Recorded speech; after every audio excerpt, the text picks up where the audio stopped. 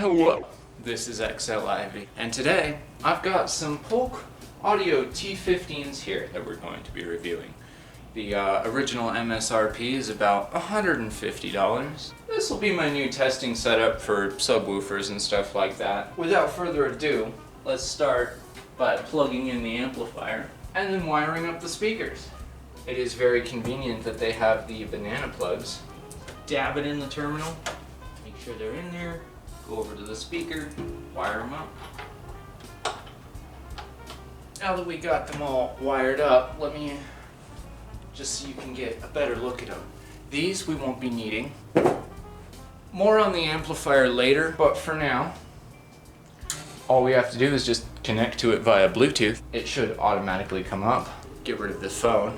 Looking at what the website has to offer, I can show you what that looks like over here. I don't know if you can read that, but don't worry, I'll be reading it for you. So, on the polkaudio.com website, this is an American brand, they have received a 4.8 star rating out of 213 reviews. It is described as the T15s are primed to improve your home theater experience and take your entire arsenal of tunes without fail.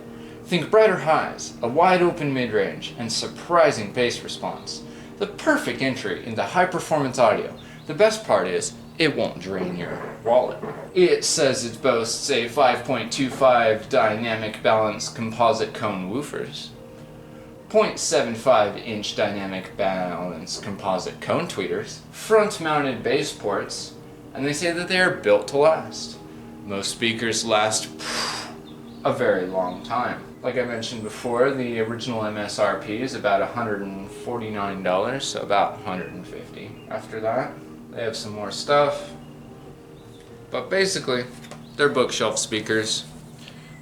You can mount them on the back right here. Design. Let me zoom into that for you. So that you can put a screw and then push it on and drop it down. It's got the banana terminals on the back, so you can either unscrew those, stick the wire in, and then screw it down, or more conveniently, you can just wire some banana plugs up to it. We are going to set up an auto calibration mic for this. I don't have the original one for the Sony, but I have a Yamaha one that works just fine. Untangling this massive wire. Alright, now that it is untangled, plug in the calibration mic. Alright, to get into the menu, you hit amp menu. Auto calibration should pop up. Hit auto calibration, hit start, and then exit the room.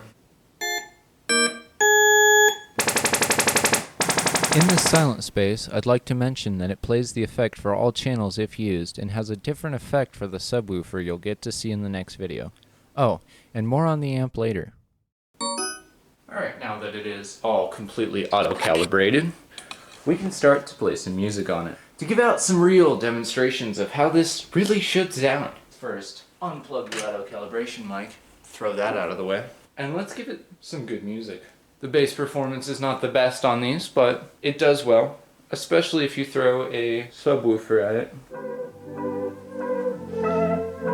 Just give it a little bit of volume.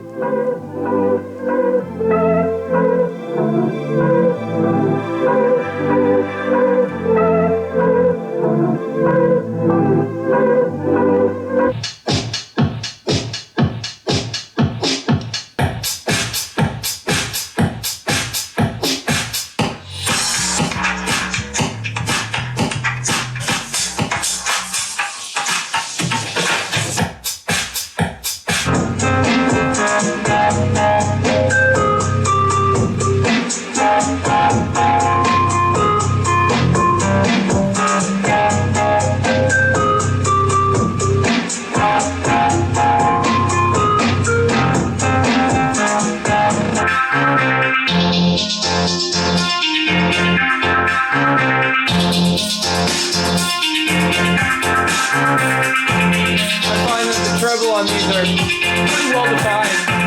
A lot better than my car with the stock tweeter. I think that's a pretty good demonstration of how they sound and a good demonstration of their capabilities. Not the best bass performance, but it is pretty alright for what they are.